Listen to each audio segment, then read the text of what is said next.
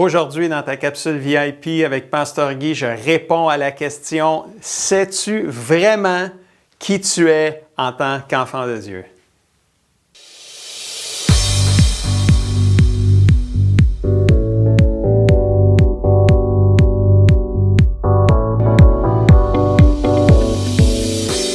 Bonjour mon ami et bienvenue à ta capsule VIP. C'est un privilège pour moi de pouvoir à nouveau nourrir ton âme afin que tu puisses grandir et devenir tout ce que le Seigneur veut que tu deviennes. Es-tu prêt à nourrir ton âme pour une capsule numéro 48? Déjà, je crois que oui. Le titre de la capsule aujourd'hui, c'est « Sais-tu vraiment qui tu es en tant qu'enfant de Dieu? » Et je vais parler de l'identité spirituelle avec toi aujourd'hui. Puis tu sais, autre que de savoir ton nom, ton sexe, ton état civil, ton travail, ton adresse, sais-tu vraiment qui tu es en tant qu'enfant de Dieu? Connais-tu vraiment ton identité spirituelle?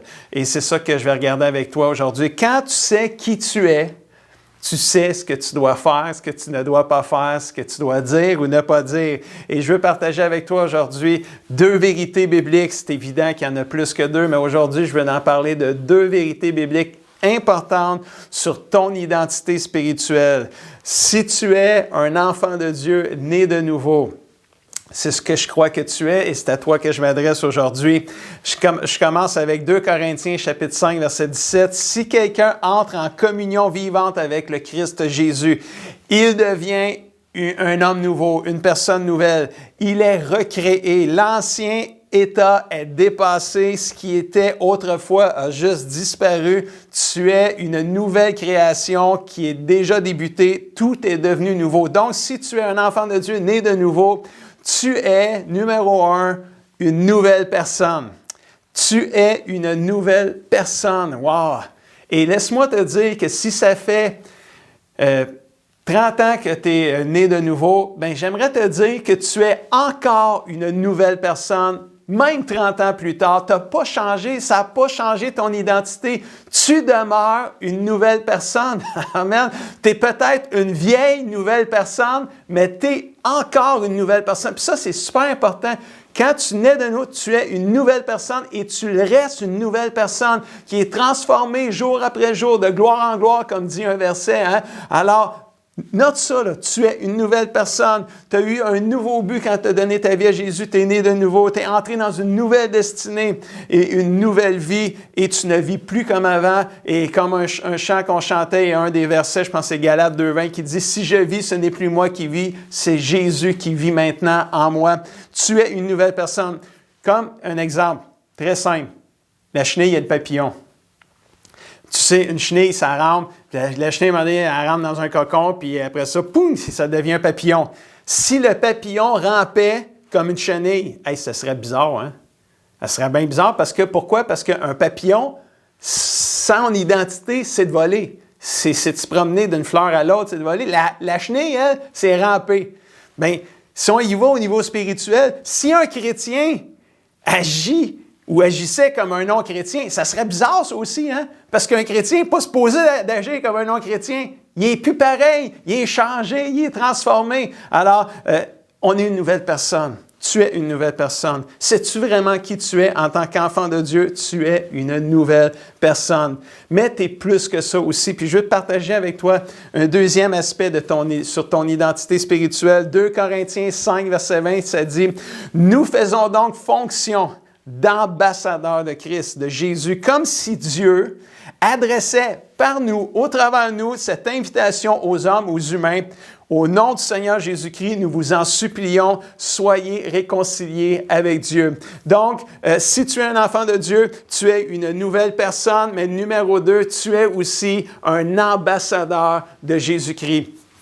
Et je veux m'arrêter à cet aspect-là aujourd'hui dans cette capsule-là. Je veux t'expliquer c'est quoi un ambassadeur. Parce que tu l'as peut-être déjà entendu. « Ah ouais, moi je suis un ambassadeur de Christ. » Ouais, mais tu sais-tu vraiment c'est quoi un ambassadeur? Tu sais-tu ce que ça fait un ambassadeur de Jésus-Christ? Et je veux développer avec toi cet aspect-là aujourd'hui. Exemple. Tu es quelqu'un, premièrement, un ambassadeur, c'est qui? C'est quoi la définition d'un ambassadeur? C'est quelqu'un qui représente son pays dans un pays étranger. En une phrase, c'est ça un ambassadeur. Exemple, un ambassadeur du Canada qui vit en France. C'est un citoyen canadien qui vit en France, mais qui a été envoyé par le Canada pour représenter le Canada au peuple français, au pays de la France. Tu veux montrer aux gens de la France que le Canada, c'est un excellent pays. Tu es envoyé pour ça. Tu ne peux pas rien faire par toi-même parce que ce n'est pas à propos de toi, c'est à propos du Canada. C'est ça que tu es allé représenter en France. Tu fais seulement ce que le pays t'envoie ou te permet de faire. Tu n'es pas là pour toi, tu es là pour ton pays. Si on y va, on transpose ça pour toi au niveau spirituel, mais tu es un ambassadeur de Jésus-Christ. C'est ce qu'on a lu dans le verset tantôt. Hein? Tu es un ambassadeur de Jésus-Christ sur cette terre. Tu représentes Jésus sur cette terre, bien que depuis que tu es né de nouveau, tu n'es plus un citoyen de la terre, tu es maintenant un citoyen du ciel, du royaume. Notre demeure, maintenant qu'on est un enfant de Dieu, pour toi et moi, elle est au ciel, elle n'est plus sur la terre. Comme la Bible dit dans Philippiens 3:20, quant à nous, les enfants de Dieu nés de nouveau, nous sommes citoyens du royaume des cieux. De là, nous attendons avec ardeur, avec passion, la venue du Seigneur Jésus pour nous sauver. Amen. 1 Pierre 2:11 nous dit, « Bien-aimés, je vous encourage en tant que résident temporaire et étranger sur la terre. » Donc, on a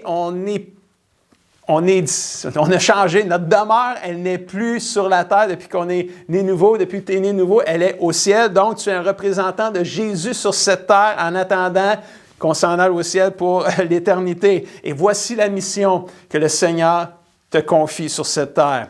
2 Corinthiens 5, 18 et 19 nous dit, « Il nous a confié la tâche ou la fonction d'amener d'autres hommes, d'autres humains à la réconciliation avec lui. Il nous a chargés d'annoncer cette parole de réconciliation. Toi et moi avons la responsabilité d'annoncer le message de réconciliation autour de nous. Ça, là, c'est ta responsabilité comme la mienne. C'est ça notre fonction, notre identité spirituelle.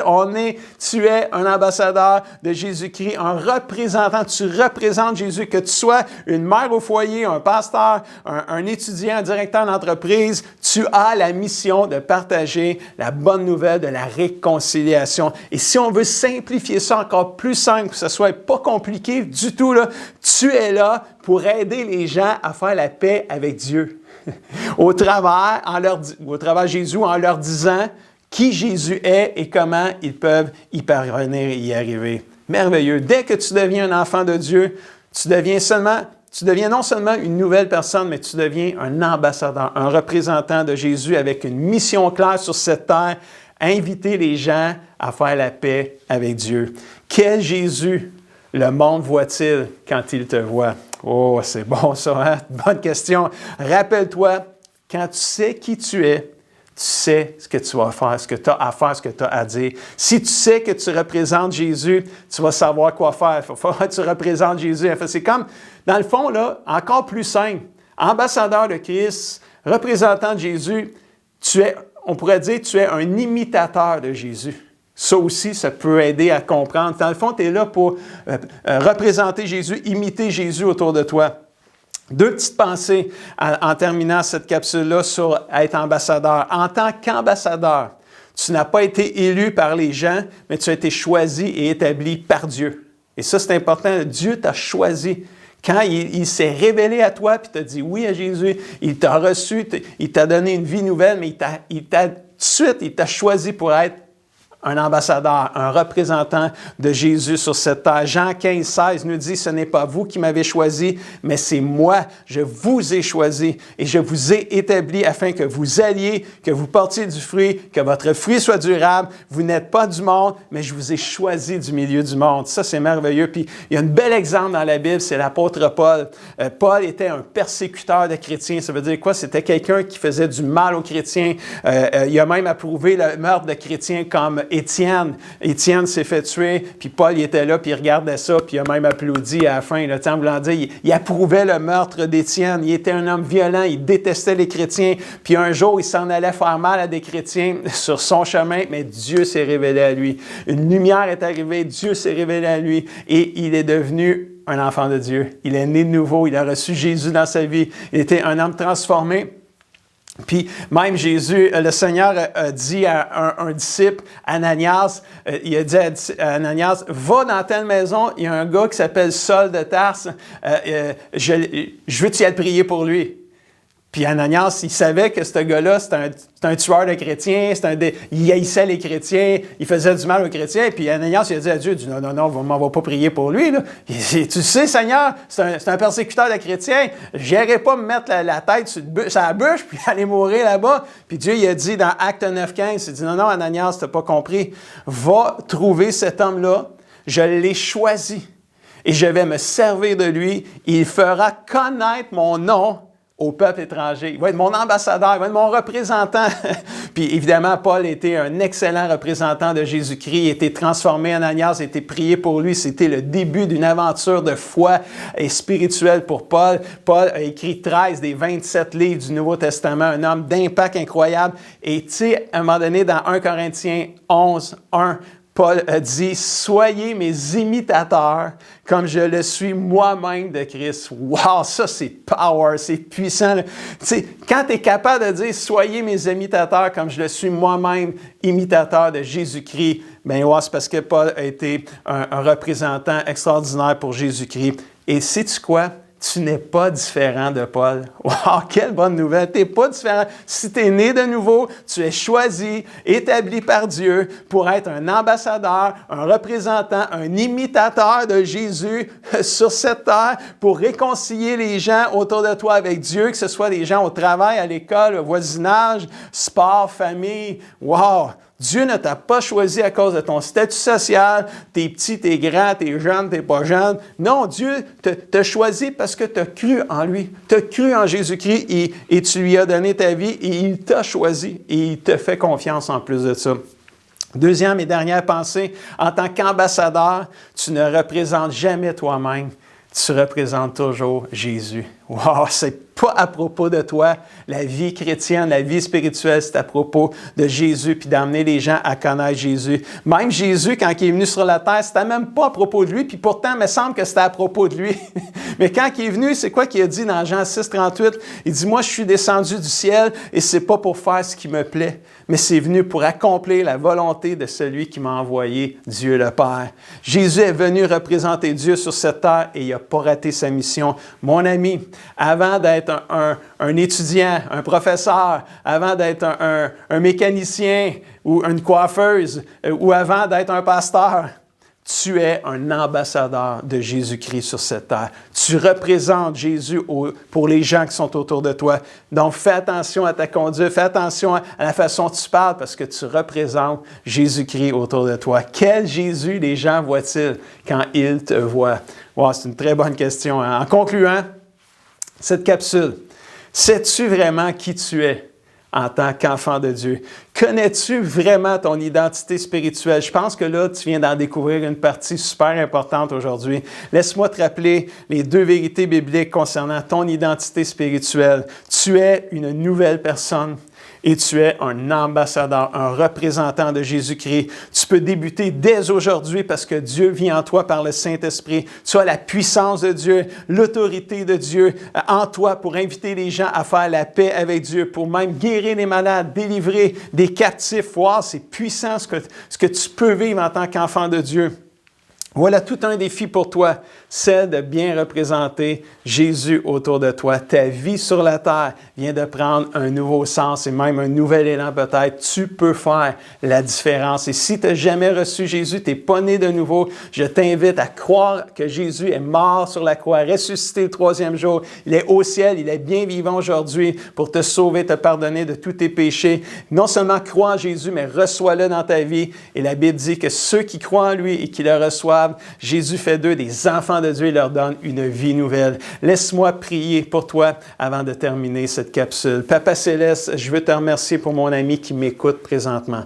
Pour celui qui est né de nouveau, que ça fait longtemps peut-être qu'il est un enfant de Dieu. Père, aujourd'hui, je prie pour lui afin qu'il puisse être un bon représentant de Jésus sur cette terre. Je prie pour lui afin qu'il puisse être un bon ambassadeur de Jésus partout autour de lui. Que Dieu, tu puisses l'aider afin qu'il puisse imiter Jésus partout autour de lui et être un chrétien, un enfant de Dieu d'impact spirituel. Père, je prie que tu lui donnes force, courage, Seigneur, dans ce temps de pandémie et de crise que nous vivons, Seigneur. Je prie, Seigneur, que justement, il puisse être un représentant de Jésus qui va donner de l'espoir partout autour de lui alors que ce monde est sans espoir. Père, c'est au nom de Jésus que je prie et tout le monde dit Amen et Amen. Je te laisse avec les défis de la semaine. Détermine de faire quelque chose d'intentionnel et peut-être de différent pour bien représenter Jésus cette semaine. Lis, médite et pratique tous les versets de la parole de